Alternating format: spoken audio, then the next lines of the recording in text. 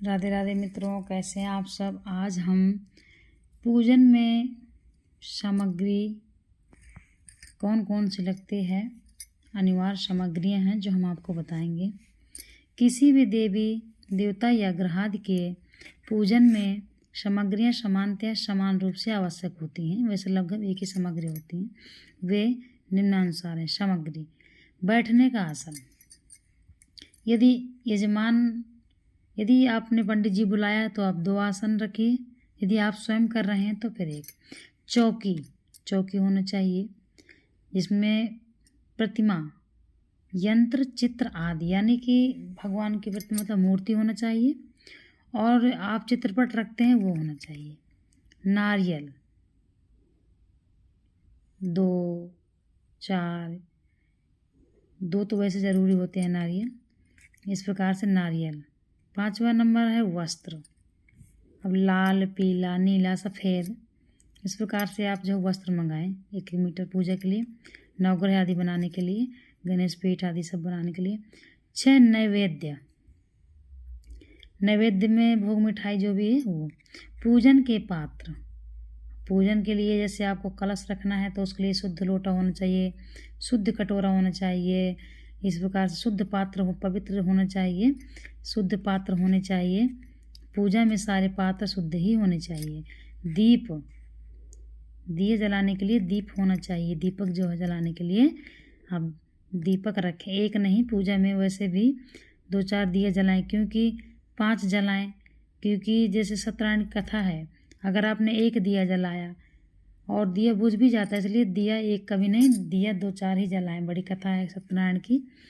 आरती के लिए पात्र। अब आरती के लिए पात्र क्या है हम बता रहे हैं।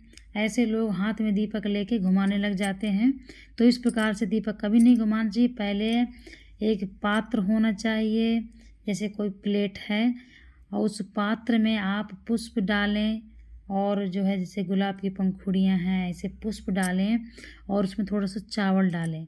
फिर उस प्लेट के ऊपर जो है तो दीपक रखें, यानी कि दीपक को भी आसन दिया जाता है। इसलिए दीपक हाथ में लेके ऐसे ही नहीं घुमाते हैं, किसी पात्र में रखकर, और उस पात्र में थोड़ा सा बढ़िया चावल डालें और फूल डालें, और इसके बाद जो है आप दीपक घुमाएं। और हो गया पात्र। दान के लिए वस्त्र, अन्न, वस्तुएं। जो भी आपको दान करना है, ब्राह्मण बुलाएं तो ब्राह्मण को आप दान करेंगे। जो भी आपको दान करना है तो आप वस्त्र जो है तो होनी चाहिए।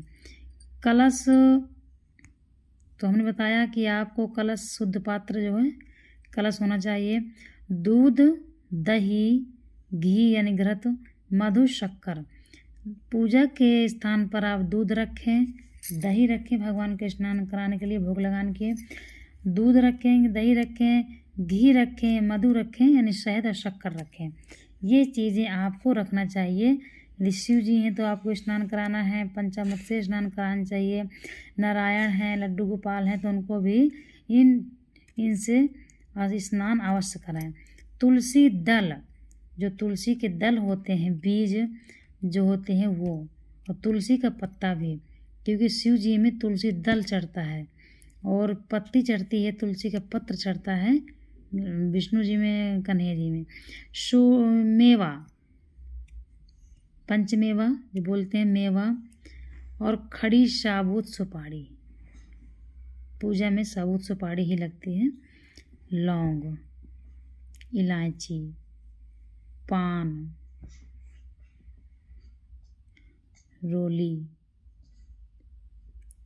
मौली यानी कि हाथ में बांधने वाला कलावा, रुई बत्ती, रुई, तेल, घी, धूप, अगरबत्ती, चंदन, कस्तूरी, केसर, गंगा जल, शुद्ध जल।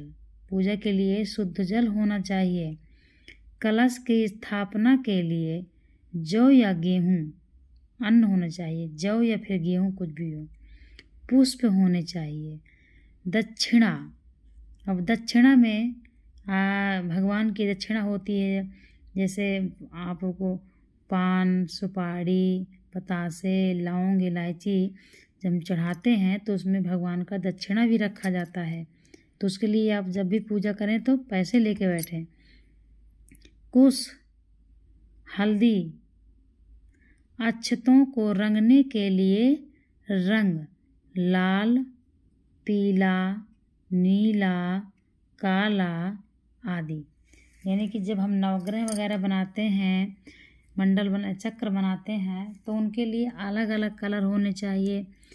जैसे कि बुध के लिए हरा है, हरा चाहिए, और राहु के तो इनके और शनि के लिए जो है तो काला चाहिए। तो इनके लिए काला को हम चावल को काले रंग में रंगते हैं, इस प्रकार से काला चाहिए।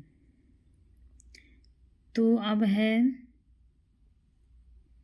अक्षतों को रंगने के लिए लाल, पीला, नीला, काला आदि। गेहूं का चूर्ण, कसार जिसे बोलते हैं, जो सत्यनारायण भगवान के पूजा में कसार बनता है, कोई कोई उसे पंजीरी बोलता है, कोई कोई कसार बोलता है। तो वो बनाने के लिए आपको गेहूं का चूर्ण, रुद्राक्ष या तुलसी की माला, पंचपात्र, रुद्राक्ष की माला, तुलसी की माला, ये जो भी हो आपके पास, और पंचपात्र होना चाहिए। मतलब कि पूजा में कटोरी वटोरी लेके ही बैठना चाहिए, नई बढ़िया शुद्ध हों। और इसमें एक चीज़ नहीं है, आम के पत्ते, पंचपल्लव जिसे बोलते हैं, पंचपल्लव, तो यहाँ पे नहीं है। पंचपल्लव आपको जब भी पूजा हो तो आपको आम के पत्ते ज़रूर मंगा लेना चाहिए। कलश में लगते हैं आम के पत्ते। और कोई अगर पूजा हो रही है आपके घर में तो आपको जो मेन गेट पर भी आम के पत्ते की माला बना के, अच्छा होता है, शुभ होता है। तो इस प्रकार से आम के पत्ते। उपरोक्त सभी सामग्री पूजन में बैठने से पूर्व, यानी पूजन में बैठने से पहले सारी सामग्री को अपने निकट रख लें। क्यों? क्योंकि पूजा में बार बार उठा नहीं जाता है। इसीलिए पूजा जब होती है घर में तो 1-2-4 लोग होते हैं, कोई ये सामग्री पकड़ाता है, अगर कुछ नहीं है तो कोई उससे मांग लो, वो सामग्री दे देगा। लेकिन जो व्यक्ति पूजा में बैठ जाता है वो व्यक्ति नहीं उठता है बार बार। इसलिए जो भी पूजा की सामग्री होती है उसको पूजा से पहले ही सारी सामग्री को पूजन के स्थान पर रख लेनी चाहिए और फिर जो है पूजा करने बैठना चाहिए। इस प्रकार से आपको बार बार डिस्टर्ब नहीं होएंगे और पूजन में मन लगाना चाहिए। पूजा में भगवान का ध्यान करना चाहिए, भगवान का नमस्कार करना चाहिए, भगवान को आसन देना चाहिए, भगवान को स्नान कराना, ये सब चीज़ों में ध्यान देना चाहिए। इसलिए सारी जब सामग्री आप रख के बैठेंगे तो आप ज़्यादा जो परेशान नहीं होंगे और आपका पूजा में मन लगेगा। इसलिए पहले परेशान होइए ताकि सारी सामग्री पूजा के स्थान पर आप रख सकें और बढ़िया शांति से पूजा पाठ हो जाता है। तो इस प्रकार से ये जो हमने आपको सामग्रियाँ बताई, थोड़ी थोड़ी सामग्री, मेन सामग्री है ये सामग्री ज़रूर पूजा में होनी चाहिए। राधे राधे मित्रों।